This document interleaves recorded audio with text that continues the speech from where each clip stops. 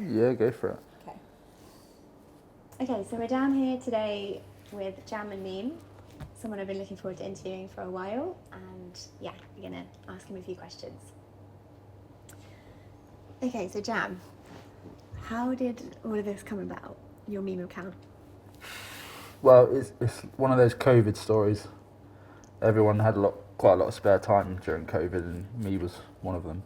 So I kind of was sat on a floor in a house that me and my mate just moved into, and we had no sofa or nothing. That's why we were sat on the floor. We just sat there, and we thought, let's just make some memes about our situation in the world, because everyone kind of had an outlook on it at the time and an opinion on how everything was, and it was quite a good way of venting that, and it was a way of having a bit of fun and having a bit of social interaction, I guess, other than with your friends via WhatsApp or something.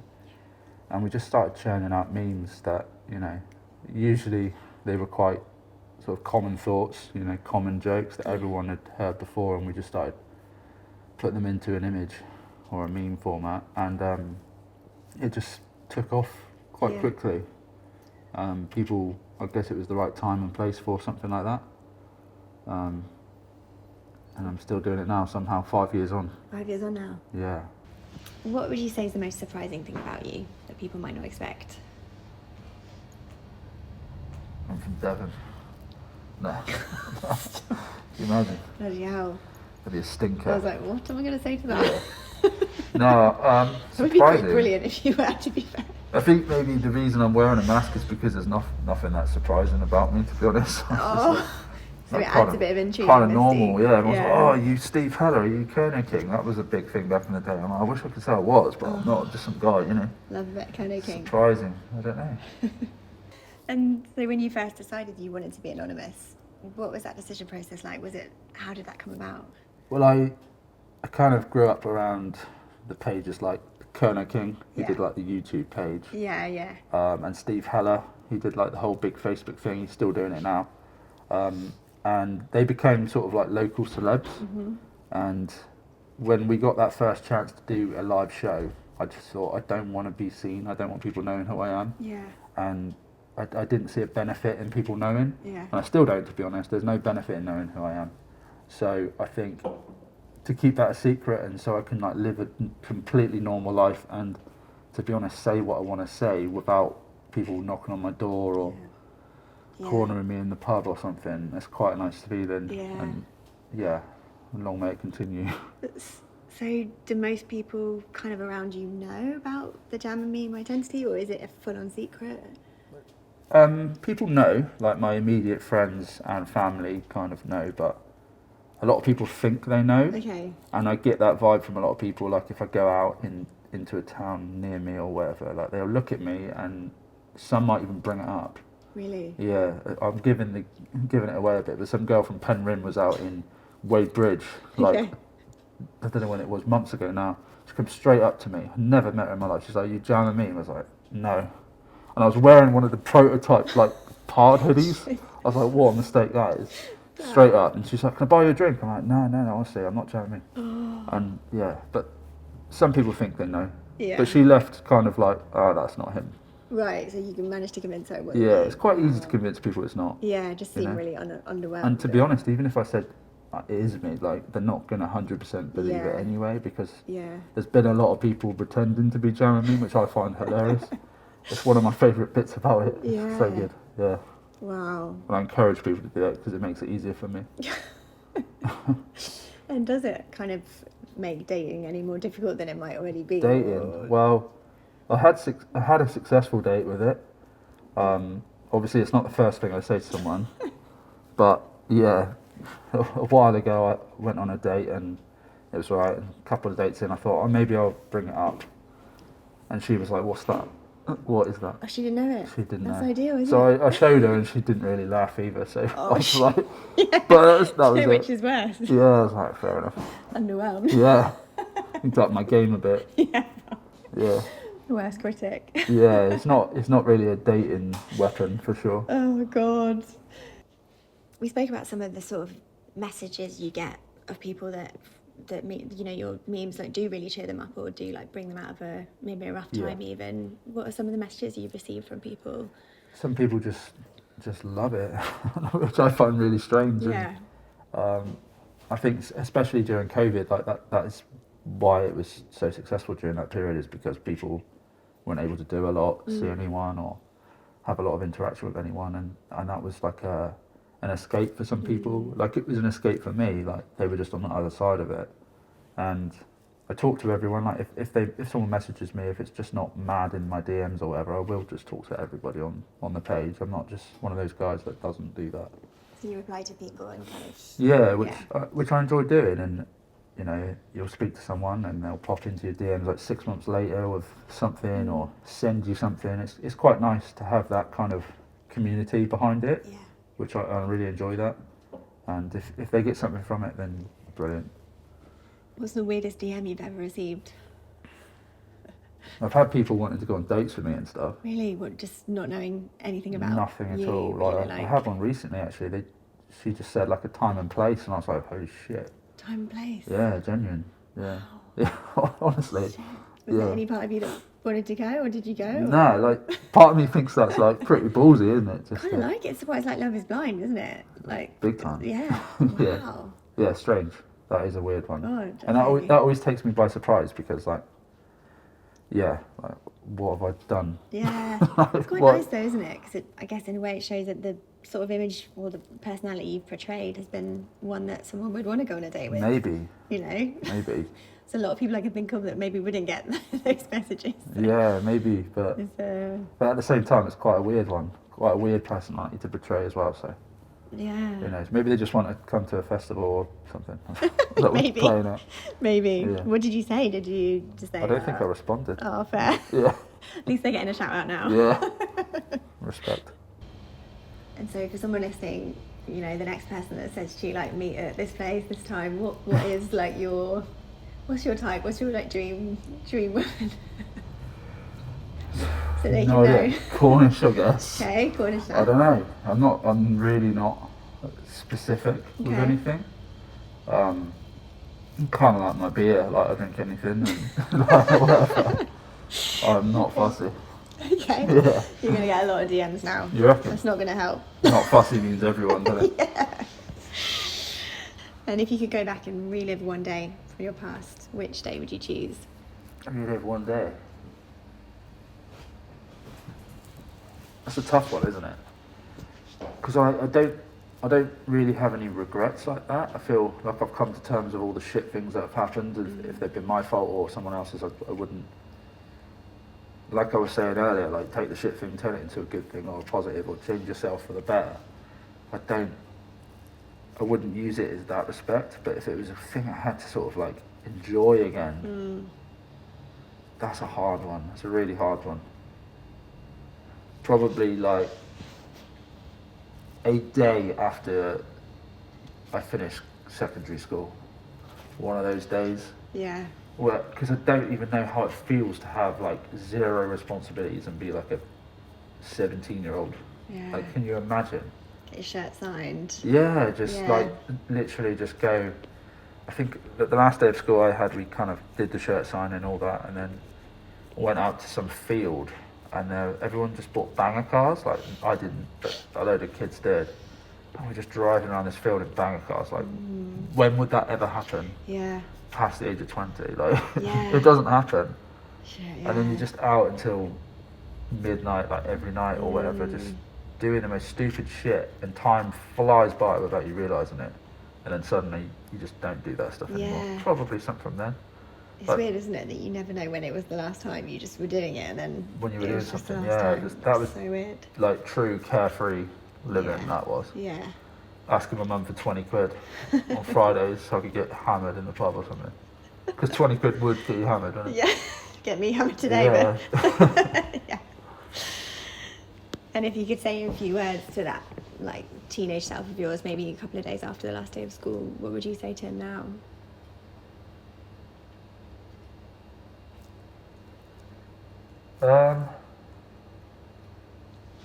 Probably just don't worry about anything. Don't worry about anything. It's all good. think you learn a lot when you experience things, and good things and bad things. Like things you can change, yeah, do whatever you can to change them. And then the things that you can't change, don't worry about. And delete the BBC News app, I reckon. Wish I did that 10 years ago. Yeah. That's a good one. Okay. Don't consume the news. Yeah. Yeah. I guess it is just a lot, isn't it? To have all of those channels like updating all the time for one human brain, it's a lot. Not, I don't think it's very normal at all. Like any massive company that thinks it's acceptable to just bombard you with death figures, daily death figures during COVID, I just don't think that's right. Yeah. Like, what does that do? That's just pure fear, isn't it? Yeah. Yeah, fact, fiction, whatever, but I don't know, I don't think it's healthy. Yeah. Especially when you're getting like that drum news alert tune in your pocket. God, and you're yeah, like, it's what like the fuck dread. has just happened? Like the Queen's died. Oh. Yeah. Russia's invaded Ukraine. Oh, great. It's never good news, is it? No, I've got still got to like work and pay my bills and shit, and that shit's going on. It doesn't do you any good. No. It does not do you any good. So your main would be just don't worry about things as much, and maybe have a bit more of a carefree. And for someone who's like, because I think that's, you know, the thick skin and the fact that you are good with like criticism and all that. How would you, if someone was wanting to know how to maybe feel more like that amongst criticism, what would be your main? That's a huge question, because I used to, it had a little bit of like anxiety and that growing up, I guess. But I dealt with it by just being myself, and then suddenly you don't really give a shit. And I don't know what moment caused that to happen, but things generally do get better for people, I think. Like that. And I think as soon as you start, you just think, fuck me, I'm only on this planet for like 80 years if I'm having a good one. Why am I worried about the way I look, or what I look like when I leave the house, or whatever? What is that? Yeah. What is that? Fuck everybody. It doesn't matter. Opinions are like opinions, aren't they? It's so refreshing to hear it like being said though. I don't know why I think we all get, I don't know, you can have those moments where you're like, fuck it, I don't care, and then it can creep back in, you know, when you then suddenly think, oh, that person's, don't know, it can easily get on top of you, I think. Yeah. But I think people will, take a lot of like, it's refreshing to hear you say that. A lot of people will probably find fault in that and saying, oh, it's no joke that I've got anxiety or whatever, and how can you simplify it that much? For me, that is what worked for me, like simplifying myself and not taking it too far. And everyone hates this answer, but fucking exercise and going for walks. That does something to you, I swear. Yeah. It really does. Like if I've ever felt down about everything or anything, or in a rut, just go for a walk and you quickly forget things. Yeah. Or look at it differently. I think it worked for me. That's all I can speak as I find, you know. Yeah. Do you still get the anxiety sometimes? Does it come back? No, not really. Not too bad. Really, no. Wow. Yeah, go for a walk or something. Yeah. If you can go for a walk with mates as well, even better. Like. Yeah. And like, you do not need any more proof. I keep going on about COVID, I know, but that moment is quite significant to people. And everyone had such a nice COVID experience, didn't they? Well, a lot of people did. Yeah, and you could go for a walk in the sun or sit in the sun, chat to a mate maybe, but like, that made everyone feel great. Why did it make everyone feel great? Why was that? It was almost like the biggest self-care session that a generation has ever seen. Yeah. If you weren't working, I guess. Yeah, definitely. It is weird, isn't it? It's like take away. The more you take away, the more people seem to have at that point. Yeah. You know. Yeah, strip it back, strip the shit back. Yeah. Put your phone down for a bit. Start watching the news if that's something you do, or even like talking to friends. So, some people get rubbed the wrong way by their friends, you know, or if you know, subconsciously, if a friend's doing really well or having nice things or doing nice things, whatever, that might be crap if you're not doing so well. Yeah. You know, so just look after yourself for a bit. And I think being inside yourself isn't necessarily a bad thing. You can sit there and burn through it. Or if you're completely opposite, if you're an extrovert, go out, light up a room, whatever. Yeah. Do what you got to do. You know, I think it's a very tailor it to yourself, I guess. I've never given this sort of advice before. I don't know why I'm trying to. I think people are gonna. Yeah, I think people are gonna take a lot from it. To be honest. Or watch some Big John videos. That's true. Bound to cheer you up. Yeah, honestly. Yeah. so happy with the Chinese, you know. Yeah, it's true. It's like, and we touched on that, like, simplicity. You know, he was just saying at the end of the day, like, if you've just got maybe it can be a really small circle of friends or small circle of people or the family you choose for you or whoever, but it's true. It's like, I think there's a lot of noise, things that we think we need, you know, but the excitement he gets for a Chinese, like, it's Loves just like, it. loves it. Yeah. It's, there's something to be said about it, definitely. Yeah. And I know a lot of lads that play sports and stuff, and it's just, it'll be a sad day when they've got to give up because they got old or whatever, or they get an injury, but it becomes such a part of them. And it, like, I think, say if you played football, for example, I used to when I was younger, but like when you're out there playing football, you don't think about any of your shit. Yeah. Like, say something bad's just happened, you know, depends how bad, obviously. But like, say if it's general life shit, work's getting you down, whatever, go out there and play football. You're not gonna think about it. You're really not. You're gonna be doing that thing, because if you're not, you're gonna have a shit game or whatever. Yeah. It's being able to download your brain and just put it somewhere for a minute. Yeah, and just be like really present. Yeah. Yeah. Yeah. I think it's important to be present in things. Yeah, definitely. In whatever it is, Chinese or football. Yeah. Either or. In a or chicken both. ball. Yeah. Present in a chicken ball. Yeah. And I think one thing I was keen to sort of ask a little bit more about you. Obviously, we, as a, you know, someone who follows your meme account, we know very little about you apart from the fact that you live in Cornwall.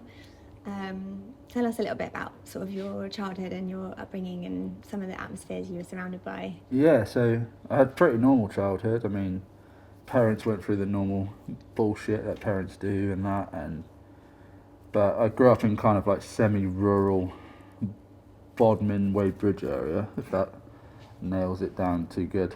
I might regret saying that, I don't know. Yeah, pretty normal upbringing, to be honest, like quite a Cornish family. I always got told, like, oh my god, you're so Cornish, or you sound so Cornish. I remember the first time I went to Manchester in, like, when I was 18, 19, something like that. Went to watch football and just have a night out, and everyone's like, what the hell, you're such a farmer, like, you know, all of that, calling me Farmer Giles and stuff. Classics. But yes, perfectly normal upbringing, really, and just enjoyed being Cornish. And after a while, you know, all that ribbing, you're like, fuck this, I'm just going to be myself anyway, it doesn't matter. And you realise that, I think as you get older, you appreciate where you live more, and you sort of become a custodian of where you live. You want to look after it and want to do what's good for it, because, you know, ultimately, you know, we all end up having kids. Well, not all of us, but that's what you want to do. You want to kind of pass it on to them and leave it the way you found it, or better. Yeah. That's how I feel about it anyway. Yeah, makes sense. So you're talking about like comedy, and, you know, who would you say have been your like main comedy kind of influences, or your main comedy heroes? Well, I grew up, like, every Christmas we would put on like Jeffro VHS's DVDs towards the later stage of my childhood, and just sat there watching them. Like, grandparents would fall asleep and everyone would be laughing at stuff, and I didn't understand a lot of it, but I understood that he was a funny guy and a great storyteller, and so over the top Cornish. Right. And like, there was no holding back on that for him. And I still think he's one of the best storytellers, whether you like his content or not, or what, you know, the things he says. Yeah, he's like an 80s, 90s comedian. It was of the time. But then I kind of moved on to other comedians growing up, like Lee Evans. I think everyone loved Lee Evans. Yeah. Like, he did a few stand-ups, like the Wembley one. They were so good, and he was like sweating the whole time in like a full suit, wasn't he? Like, I think everyone of like my generation grew up watching that, and probably loved it as well. I don't feel like I'm a funny guy myself. I don't. That's one of the funniest things about this. Like, it is a comedy page, I guess. Yeah. And I don't feel like I'm a funny guy. It's weird that you hear that a lot, though, don't you, with like comedians and stuff, that sort of when they're not working, they're not the most, like, you know, obviously funny people. Yeah. So maybe there is something in that you kind of find that in maybe your memes, but then in your real life you're not. Yeah, and I just kind of, I feel like a bit of comfort in making memes. Like, it's quite an easy thing to do, I think, and I'm quite a slow thinker, and I'm not like the best talker or the best person to get my thoughts out in the way I want them to come out of me. Yeah. So I feel like with the memes, like, I can literally take a week or 2 weeks, whatever, to make a meme. Or, and as stupid as that is, that's just how it works. Like I'll make a draft and then come back to it and change it or scrap it, whatever. Yeah.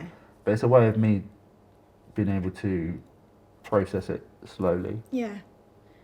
I think it's interesting, isn't it? The thing about memes, if you look at it really simply, you'd think it's just like a Instagram, you know, something quite like banal. But actually, I was thinking about it the other day, like probably the comedy arena on Instagram or online is maybe one of the only places now that there is like equal opportunity in that sense. If you've got an idea or, you know, you want to put yourself out there a little bit, have a crack at it, you don't need to know anyone, you don't need to have savings or maybe be in the right circles. You can just have a go, and it's, I don't know, I think there's something about memes that really, that is really universal in that sense. It's quite a level platform. Yeah. Like most people have got social media now, so you can do it, anyone can have a go. Yeah. And lots do. So, but there are like the big elite memers or mainstream memia, as people do call them, like massive meme accounts, like Fuck Jerry, which is American business now. It's huge. I can't imagine how they operate, but they're on everything, every like political event, cultural event. They're straight on it with like big memes every single time. Yeah. So they must have like a huge team of people making these memes and posts, but it's quite interesting because they kind of direct culture a little bit and give their commentary to it, and that sometimes that's quite often it is the way that people digest news and events now. Yeah. You know, you see something strange that's happened, but usually see it first in a meme, like the Chris Rock and Will Smith punch thing. Like that was one thing that pops into my mind. Like I first saw that in a meme. Yeah. You know. What do you think it is about memes that sort of bring so much to people, especially like these days? I think that people's like attention spans are so short, and a meme is bang. Quite often you've already seen that template or that image, so you kind of already mentally digested the joke, and then, you know, the customization of a meme, you've just got to digest that really quickly, and it's bang, it's instant. Yeah. It's not like you're listening to someone tell a joke or anything like that. And sometimes there's no text or anything, it's just an instant image. Like, it's just so easy to digest, so instant. Definitely. Yeah. Yeah, I agree. I think something about memes, I always just think, I'm so glad I'm alive at a time when memes exist. Like, with all the other shit going on, sometimes it's just, I don't know, the light relief that you need on a Sunday night. Yeah. Yeah. I like to think they've always kind of existed and always will. It's like, I think meme culture, like modern meme culture, started when Anchorman started. Like, when it came out, sorry. Like, everyone used to do the quotes from Anchorman. That was like 2005 or something, wasn't it? And everyone did the quotes, and it was kind of like they memed to themselves, so they created memes like. That's true, actually. That was a massive like moment, wasn't it? Especially for our sort of generation. Like, Anchorman was huge, like massive, So we touched on like some of the positive sides of messages, and you know, after meeting Big John obviously a couple of weeks ago and interviewing him, he's someone that gets up to sort of 200 messages a day saying, you know, give you 6 months to live, you're not going to make it to Christmas. Really quite hateful messages. Do you ever get sort of things like that coming through as well? Yeah, I've had like trolly kind of stuff from like burner accounts, you know, no profile picture, random username, no followers, whatever. Usually after I post like a political or like cultural opinion, I guess you could say, or not even an opinion sometimes, just if I'm making a commentary on something. Like during the election, I posted all kinds of stuff. It wasn't necessarily from one side or the other, but I just thought it was interesting and funny sometimes. And there was a lot of Conservative Party signs getting torn down, like all across the country, but in Cornwall there were quite a few that I saw, and they were getting sent to me. People get pissed up in a pub right across the road, tear one down, send me the video of it, which I think is just quite funny. And there was some lad somewhere near here actually, driving home, and there was a Tory sign on the verge, and he just left the road in his truck and just ran it over, probably smashed the hell out of his truck, and filmed it as well. So he's like filming, but hilarious. And there was quite a lot of like grief from that, saying, "Why are you saying that?" Well, why not? You know, I'm not portraying any opinion or anything, but that is just funny. You know, it's just quality. I think it's that thing of being critiqued, isn't it? I saw you posted last month saying guys, don't forget to message me abuse or unfollow me if you think I've ever made a mistake. Yeah. No, social media can be sort of a real place for cowards to just flourish. It's completely faceless. Anyone can create an account. Yeah. What is that like when you get sort of people following you? And it really doesn't bother me, but I like making jokes out of it. People think I get really uptight about stuff. I really don't care. There's some funny people. Do you find that the last 5 years has made that skin like thicker in terms of not caring, or have you always not really given a shit? I've never really cared that much. Like, it takes a hell of a lot to sort of phase me at all, and I think that's some of my upbringing. Like I said, the parent thing, they weren't exactly normal, but like I had a violent dad and stuff, and I had to deal with that growing up, and none of that shit phases me now. Like if I'm ever out and there's a fight, like it just right over, and so DMs and weird, it's not going to work. But I really don't care about much. I probably should care more, but what actually winds me up is when people show such passion to some, or aggression to someone like me for making a mistake, or in their mind a mistake, but then when it comes to matters that really matter and things that can be changed, and you can channel your aggression and your rage, whatever, into something positive, they just don't. They're not there for that. Yeah. I think it's easy to sort of just pick on someone's mistakes online definitely. quite easily, Yeah. But yeah, everyone needs to do a bit better in that respect, I think. Definitely. Another occasion we had this a few months ago, you did a post kind of calling out, maybe or saying, to your male mates to call out their mates if they saw their mates sort of doing creepy things or making girls feel uncomfortable. And it was, I think, a post you'd shared, and you had a caption about it. And I remember seeing a few stories that you posted after saying, like, again, that you'd had a sort of mass unfollow by lots of guys. Yeah. And then you'd got tons of girls messaging you saying, like, thanks for posting this up. What was that experience like? Another one, like, people pick what to be enraged by a little bit, and I just put my opinion up about, there was a murder out country, and it was by an ex-boyfriend, and I just put up that, blokes need to do more, because there's so many of these murders going on, and so much weird behaviour from men. There's so much of it, and like you're nuts if you deny that. There's a weird culture. I called out some of that, and all the shares were from women. Right. Like there was a lot of shares. It was a post blew up a bit, and there was like hundreds of shares from women, but like hardly any from men. And I thought, well, that just kind of proves my point a little bit. There were men sharing it, but a lot of dads were sharing it, and a lot of dads were saying, yeah, fair. Yeah, well, thanks for doing that, whatever. Yeah. But I don't know what that is. I feel like men they can be a lot better together and call out shit. And there's no reason that can happen. Yeah. It's more masculine if they want to be that, to call that out. Yeah. You're stronger if you do that, I think. Yeah. Really similar again to what Big John said last week about sort of a healthy man being protective and loving towards women rather than abusive and trying to tear them down in that way. And what would you say to a young man who might be listening to this, who was feeling a bit lost and who might not know what the kind of what way how to treat women to make them not feel uncomfortable, for example? I think like a lot of guys come from maybe get that aggression and anger and ultimately bad behaviour and personality from struggle, and I think taking struggle and using it for a positive has to happen, because everyone goes through shit. You're lucky if you don't, but you're probably going to at some point in your life, and letting that change you for the worse is just, don't let that happen. But expect something shit to happen in your life, and use that as a positive, and let it mould you into someone better. That's what I would say. What are some of the moments of kind of trial and error, or maybe like failure, that have brought you back stronger as a person? I guess you could say relationships, to be honest. That's like the biggest one for everyone, I'm sure.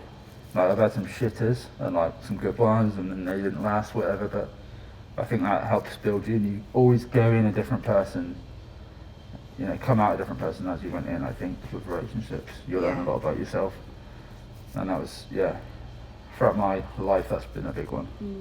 Okay. For sure. So if you could have a pint this Friday night, 2 people, dead or alive, who would you choose? A pint.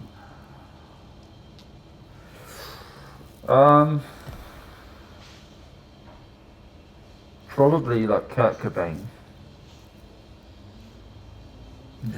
That would be good. And then with these, you always feel like you've got to match them with someone completely the opposite, haven't you? Yeah, or not. I feel like I have to. Okay, you want everyone to get one? And someone completely opposite, like you could just say Courtney Love, that would be funny. Damn. Sit there third wheeling. Yeah. Probably someone historic, like, I don't know, King Arthur would be quite good. Fuck, okay, that's Wouldn't quite a it? combo, yeah. Yeah. And why would you choose Kurt Cobain? I like Nirvana. Love it. Grew up with it. And I just think he'd be a really weird fella to have a pint with. It wouldn't just be a pint, would it? Let's be serious. Wouldn't be like. one. No, just the half for me. Yeah. Just a shandy. Yeah. Probably do it somewhere like, I don't know, some weird, like, Bodmin Moor pub or... Yeah, it'd have to be somewhere a little bit. Yeah, see what you thought of that at the same time. Okay, so ideally, where would you take Dramamine? Like, if you could do anything with it, what would be the ultimate goal with it? Well, funnily enough, like, I don't enjoy social media at all. Like, I'm totally, like, burnt out by it. Right.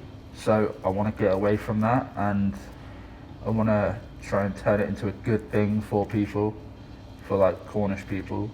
And I tried to do that with Park Card. It's like a discount card for local people, and you get discount at like 400 different places now. And anyone that's local can have one. It's like ID checked and stuff.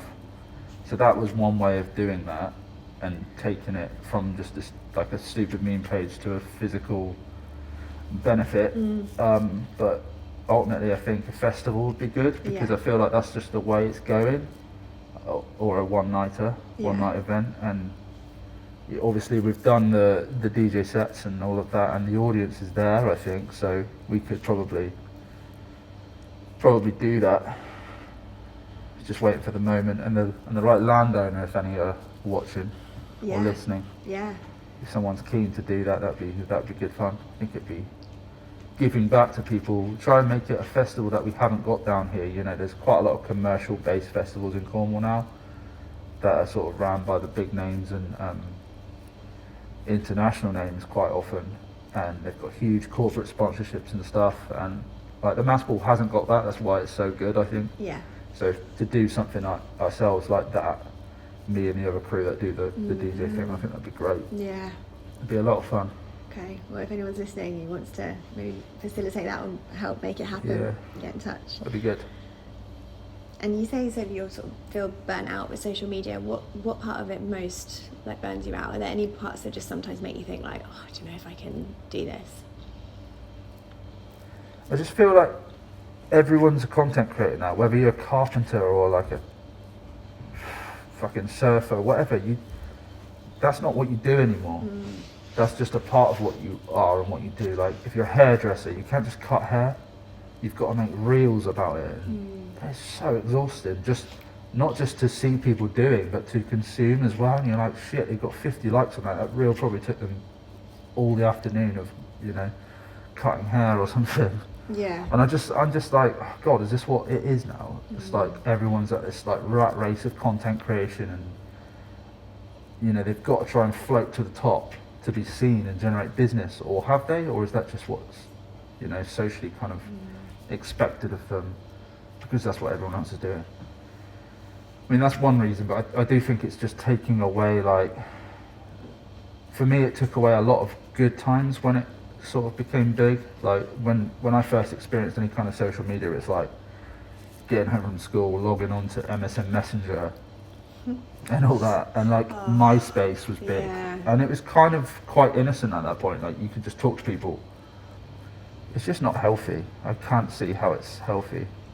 And I hope, but I've seen some friends' kids and stuff that aren't that interested. They don't want their photo taken because their mum's taken every fucking photo of them every day since they've been born. It's put them off, and hopefully, I'm hoping it comes around, and now they're like, let's go out and ride our bikes again, play in the woods, not get tied into, Roblox or whatever, or Minecraft, and sit there for literally weeks, not really talking to someone, or I don't know. Not saying that I wasn't part of video games when I was growing up, but Yeah. I feel like they were a smaller part of my life than they are for kids now, and Yeah. they were introduced at a certain age, whereas now it's like kids are getting iPads, iPhones, whatever, from whatever age their parents run out of patience with them at, and just go, here you go, it's an iPad Pro, Yeah. get on that. It's funny, isn't it? Because I guess there's so much disconnection now with phones and screens and social media, but do you feel like memes, or at least the humour that is like collective in that way, or that people like enjoy with your memes, do you think that does some way of bringing people back together, or at least a sense of people all laughing at the same thing at the same time? Yeah, kind of like a lot of the time social media, like rarely talk to people on socials unless you're kind of trying to organise something or whatever, like we've just done. But you usually just send memes to each other, don't you? Yeah, literally. It's almost, that is the way of communicating now. Yeah. And if it's not that, you might just be in the comment section of a meme, falling out with strangers or laughing at comments. Like that's how people communicate now. Yeah. It's almost like a big hive mind that revolves around memes and content that just flies around. Yeah. I don't know what that is. Where do you think it will go, Strange. like if it carries on at this like rate? I don't know, like I thought, and a lot of people have said to me as well, you're going to run out of things to make memes about, and I thought the same, but it's just, it doesn't stop, like it doesn't, because things are always happening, Yeah. you know, like you've got like World War III memes pretty hot at the moment. Like, Topical. you can make so many, like Yeah. you just got, if you have a flavour, you know, mine's Cornwall, you can put a thing on anything. Well, yeah, because I guess all the like news as they unfold, it's like there's a whole new Yeah. tide of. And that's on top of Cornwall as it is now. Like there's a million things to make fun of in Cornwall and laugh about or whatever. Yeah. But I don't know where it's going to end. I don't know. Unless people just stop using social media, I don't think it will. I do know like big companies like Currys are making memes now. Ryanair, like they're not doing like basic advertisement anymore. They're doing memes, and it's, what does that say? It's because that's how like younger people especially sort of consume information now, you know? Yeah. It's like that 15-second concentration span now. It seems to be as long as you get. Maximum. With things. Yeah. You talked a little bit about music. It's obviously a passion of yours. Which song, if you had to choose one, brings the most meaning to you, or maybe brings you the most joy? Such a hard one. But It's not that hard. Like, because you know when people get asked like question, what's your favourite band, what's your favourite song? No one's got a good answer. They're like, oh, I like a bit of everything. Yeah, I was expecting that. Yeah. So there's a song called Adieu by Ennett Shikari, which the guy behind the camera will attest to. He actually sent me a video from them when he was on a job, I think at Download Festival. Okay. They're one of my favourite bands, and that song has just always been such a banger to me. It's not like one you listen to every time you jump in the car, but it's one you can go back to and still feel it.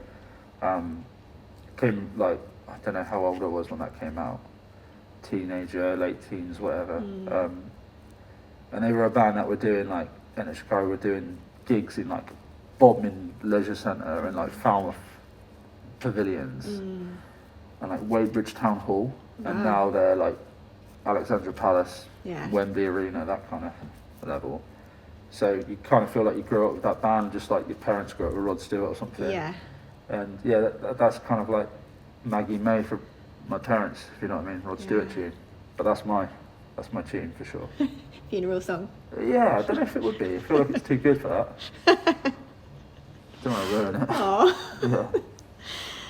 And if people want to buy, so there's the park card that they can purchase if Yeah. they want to use across 400 different locations in Cornwall. Yeah. There's also the merch on the website, right? Yeah, that's like this one. Yeah, rocking it today. Might put this one back up for sale actually. Sweaty one. Already worn. No, yeah, Pard merch is online, jamandmeme.com, Pard cards accessible through that as well. Cool. If anybody wants to grab a bit of that, Nice. would be appreciated. So Glastonbury having a set there this year would be sort of the goal? Yeah, that would be how I want to be remembered, to be honest. That guy that made a meme page who went to Glastonbury, did a DJ set, called it a day. That'd be done. Finish it, delete the page, delete everything. Finish on a high. Yeah, Go burn on. the merch. go completely off grid. Gone. That'd be so nice. Yeah. If I can get that Glastonbury thing, which is like so difficult, Yeah. like really hard for some reason. Cornish culture's not really part of it either, so I'm kind of like, I don't want to say that, but Yeah, it's true. there's a lot of culture up there. Cornish culture, maybe because it's just the bottom bit. I don't know. And the final question would be, when do you feel most free? Probably like, I know we're in a brewery, but like 3 or 4, 5 pints drunk in the sun in the summer with your mates. That is banging. Is there a beach in particular that's like your... No, like anywhere around here. I kind of grew up around coming to these beaches, these areas. We're in Bluntrock Brewery in Rock, about a mile from Gordon Ramsay's house, which is quite funny. Shout out. Shout out. Yeah, just a beach bar or a bar or wherever with your mates. It's just good. Yeah. Okay. And can you envisage a day where you'll ever just demask? Nah, can't be dealing with that. No. Cannot be dealing with that. Imagine someone probably just come up and land me one anyway. Some like Aspects holidays will just. Oh shit. I don't know. Yeah. Yeah. But maybe. Well, thanks for being so honest and open with us. Yeah, no worries. I feel like I've had a therapy session. Oh, I feel like I've had a therapy session. Has it felt like that, Danny? Yeah.